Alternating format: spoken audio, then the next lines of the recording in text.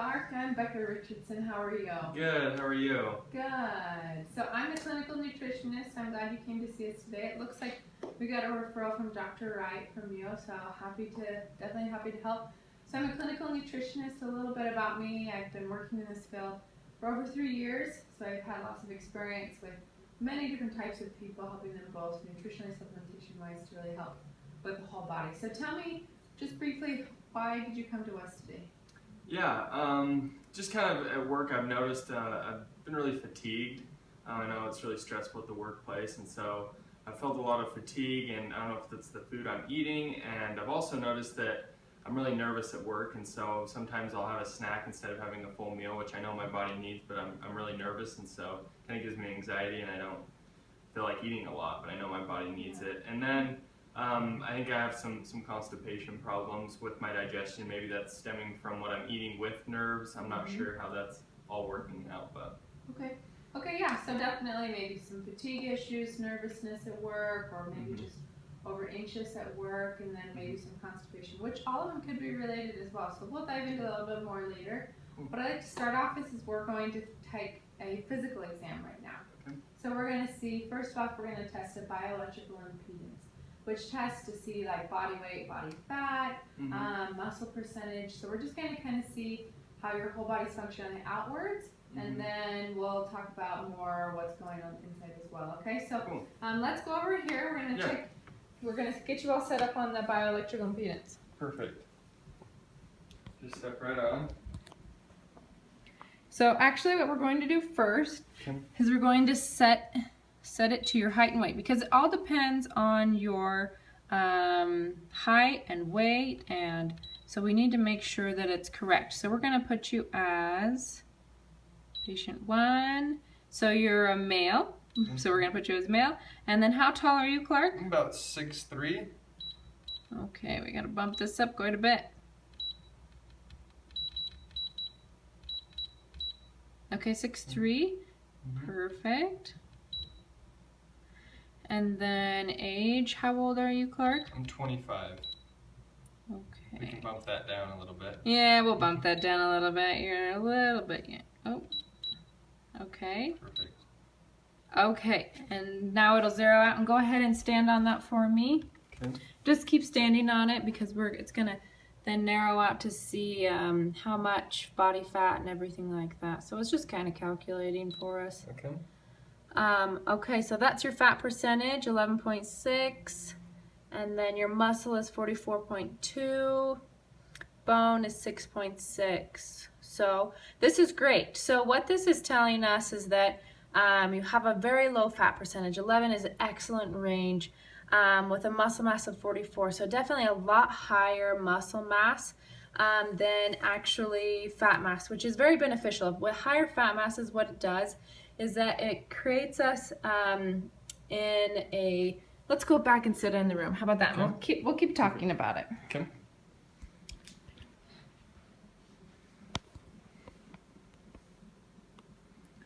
So like I was saying, a higher fat mass, what that does is that creates a lot of risk factors for chronic disease like high blood pressure, hypertension, cholesterol issues, diabetes. Can really set you up, especially in the abdominal area, which we'll take measurements of as well. Can be very damaging to all the organs inside of our body. So great job. We have a good body fat percentage. Good.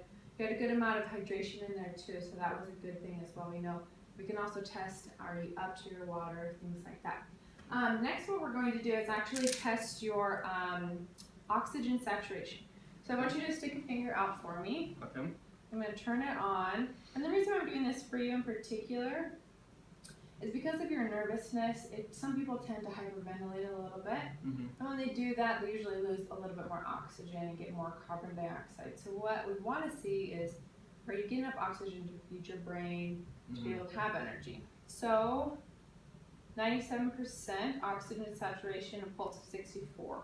Both really good. A resting heart rate of 64 is great too as well. So oxygen can be a little bit higher. We might want to work on maybe a little bit of hyperventilation going on as well. So we'll talk more about that in our intake as well. So now let's measure your hip to weight ratio, and this will tell us, do you have more fat up higher or more down lower? Okay. So if you could stand up for me. So what I'm going to do is I'm just going to measure all around you. I'm going to measure up high, and then I'm going to measure your biggest point as well. Okay. Perfect. I'm going to reach around you. Now this thing clicks a lot. Okay, so 35 at your highest, and let's check out to see what the widest part of your body is. Okay, and that's about 40. Good. Okay, you can have a seat. So let me just do some calculations. We like to see hip to weight ratio around, I mean, really good is like below or right around 0.85. So it's really hip to weight ratio. So if yours was 35 over 40, that comes out to 0.87. So that's a really good range. That's right in the good range is 0.85 to like 0.9. That's where we like to see it. So that's really good.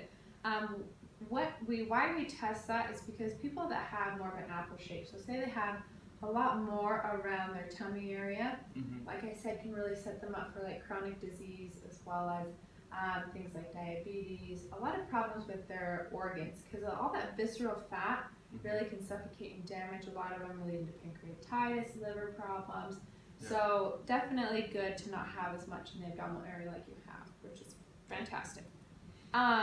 The other type of shape, so say you had a really low hip to weight ratio but a high fat body percentage. And what that would mean is more like a pear shape. So you're really tiny up top but bigger in the thighs and maybe in the butt area. So that would mean more along the lines of like toxicity issues, food allergies, things like that we would need to address. So you have a low body fat percentage, a low hip to weight ratio. So I think you're doing really great in all those areas. Very good athletic build. So that's really good. Any questions so far for me? No. Okay, great.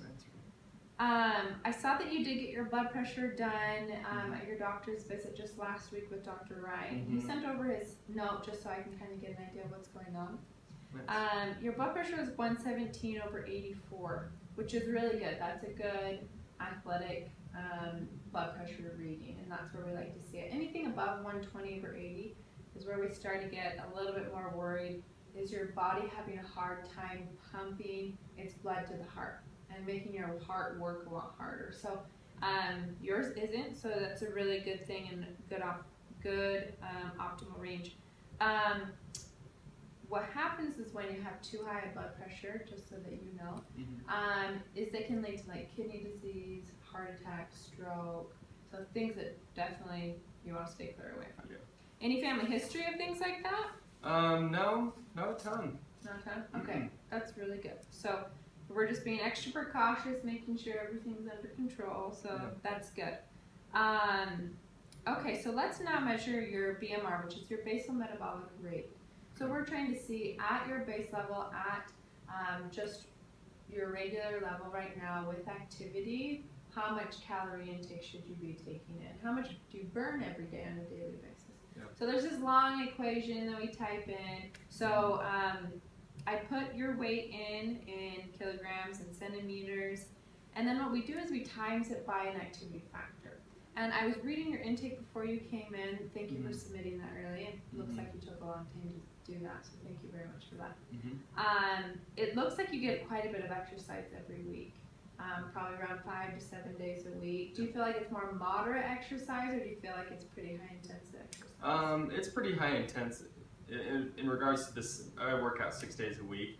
Probably 5 of the 6 is pretty hard, and one of the days will be a little bit lighter. Okay, good. Okay, yeah, so that's definitely putting you in a very active lifestyle. So we'll times that amount, like all your calculations, into the activity factor. So you're around about 3,300 calories every single day you should be consuming, which is quite a bit. It's probably shocking. Yeah, that's more than I thought. So for an athlete like you are, I would consider yourself an athlete. You do need to be consuming quite a bit of calories every day to make sure you're maintaining your weight. I don't think you need to lose weight, especially with your good body fat percentage and muscle mass. I think weight-wise, you're at a good weight for 6'3". So definitely wouldn't try to cut back on the calories, but at least sustain that much every day. Okay. Okay, so we'll talk about that in the diet and things like that, but we'll talk more in detail when we get to our other plan of action. So do you mind if we do a physical exam, kind of just checking how the rest of your body's working? Yeah. Is that okay? If you want to stand up for me. Mm-hmm. Great. So do you mind if I shake your hand and just kind of check out your grip? How do you have a pretty strong grip? Yeah. Okay, feels like pretty good. Any issues with your nails or skin or anything like that? Yeah, there's a couple things actually. So the skin sometimes peels away right there. Mm-hmm. Kind of gets dry and peels away from my fingernail. And then my fingernail, some of them have lines down the middle, so. Yeah, for sure. So the lines down the middle, they're more vertical than horizontal. Horizontal can mean something completely different. So vertical lines like you have, that's more of like an iron, a folate issue, maybe a little niacin going on. So we can address that supplementation wise and also incorporate them in the diet. Okay.